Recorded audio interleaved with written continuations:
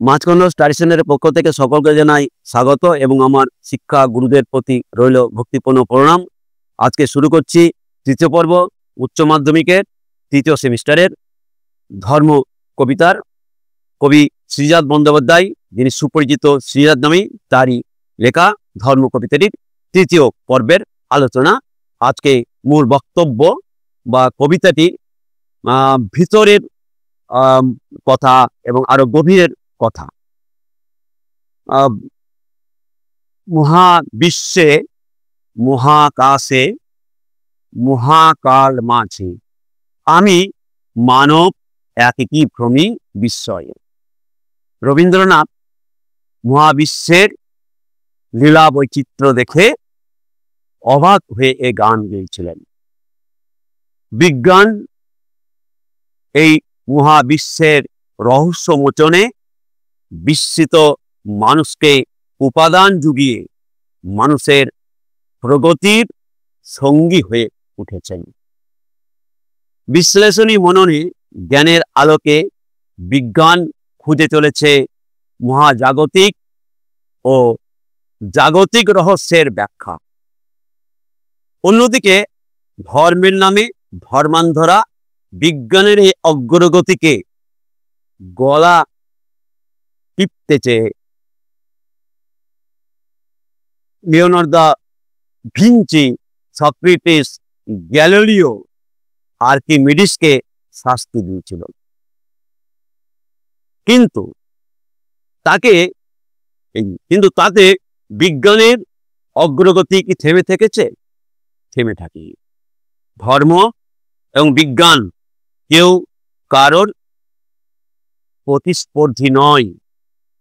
অর্থাৎ সেই বীরেন্দ্র চট্টোপাধ্যায়ের রাস্তা কারো একার নয়, সেই বিখ্যাত কবিতাটি যেন আবার উঠে আসে যে রাস্তা কারোর একার নন, বরং তা পরস্পরের পরিপূরক।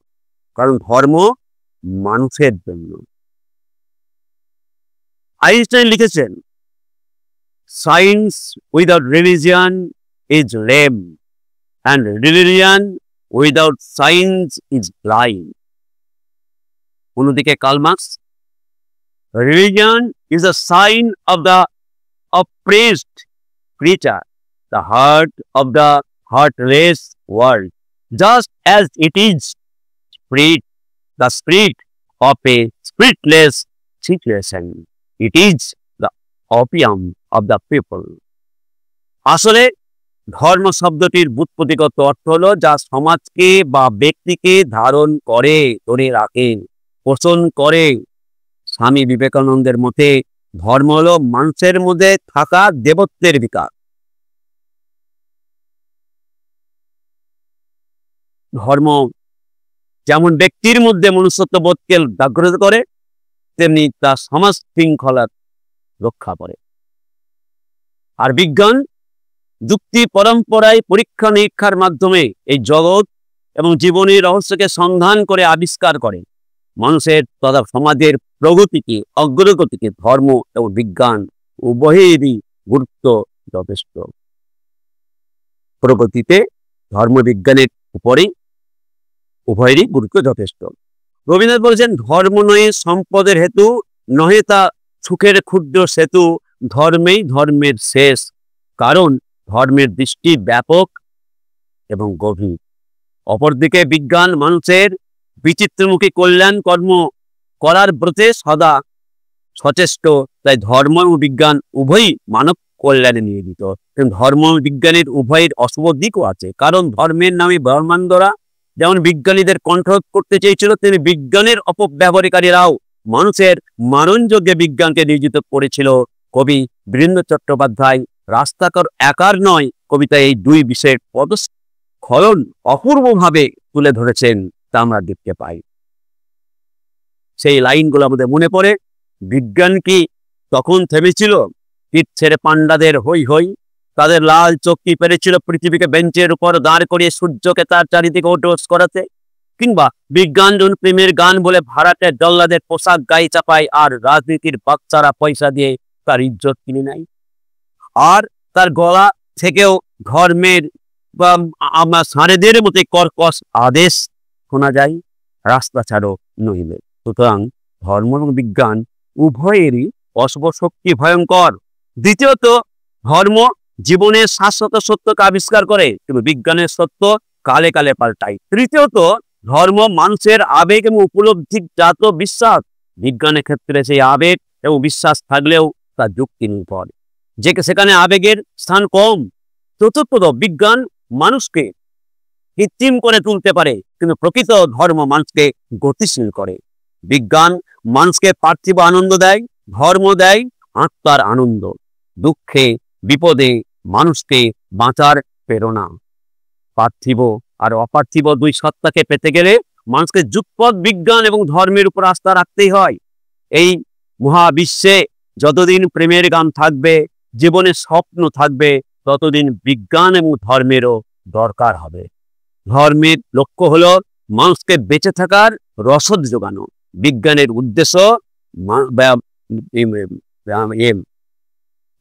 উদ্দেশ্য মানুষের বেঁচে থাকার রসদ যোগানো, আর ধর্মের উদ্দেশ্য মানুষকে বেঁচে থাকার সাহস যোগানো। ধর্ম দর্শনকে বাদ দিয়ে শুধু বিজ্ঞান সর্বস্ব সভ্যতা জন্য সম্পদ চাই, সম্পদের সুষ্ঠু ব্যবহার চাই, এই চাওয়াকে বাস্তবায়িত করে বিজ্ঞান। কিন্তু সমস্ত পেয়েও মানুষ যখন অশান্তি, শান্তির নিঃসঙ্গতায় পীড়িত হয়, তখন ধর্মই সেই পীড়িত মানুষকে শান্তির আশ্রয় খুঁজে দেয়। যেমন করে বনলতা সেন চোখ দেখে হাজার বছর ধরে পথ হাঁটা ক্লান্ত পথিক বলেছিল, পাখির নীড়ের মতো চোখ তুলে নাটোরের বনলতা সেন, থাকে শুধু অন্ধকার মুখোমুখি বসিবার। সেই লাইন, অর্থাৎ বনলতা সেনের চোখে যেমন কবি আশ্রয় খুঁজে পেয়েছিলেন, তেমনি ধর্ম পীড়িত মানুষকে আশ্রয় দেয়। ধর্ম এবং বিজ্ঞান যে অশুভ শক্তি প্রকাশ করছে, এর দায় তাদের প্রয়োগকারীদের।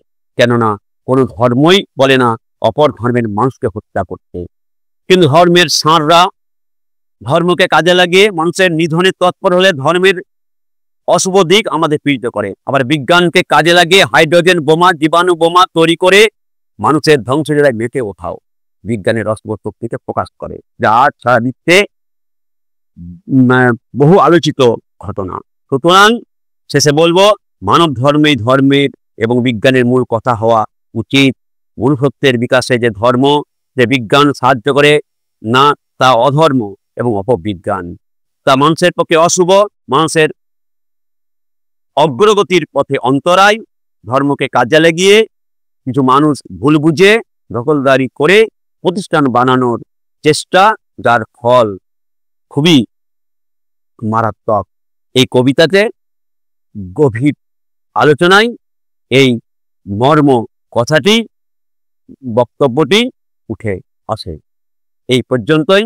এর পরে পর্বে থাকবে প্রশ্ন উত্তর এমসিকিউ নিয়ে, কারণ এখন এমসিকিউ আসবে উচ্চ মাধ্যমিক তৃতীয় সেমিস্টারের চূড়ান্ত পরীক্ষায়, সেই দিকে আমরা যাব। এই আলোচনাগুলো শুনলে এমসিকিউ করা সহজ হবে। তাই তোমাদের অর্থাৎ ছাত্রদের উদ্দেশ্যে আমি এবার আলোচনাগুলো করে দিলাম, তুলে ধরলাম অনেকটা টিউশনি পড়ানোর মতো করে, যা তোমাদের কাজে লাগবে। এই পরের দিন আলোচনা হবে এমসিকিউ।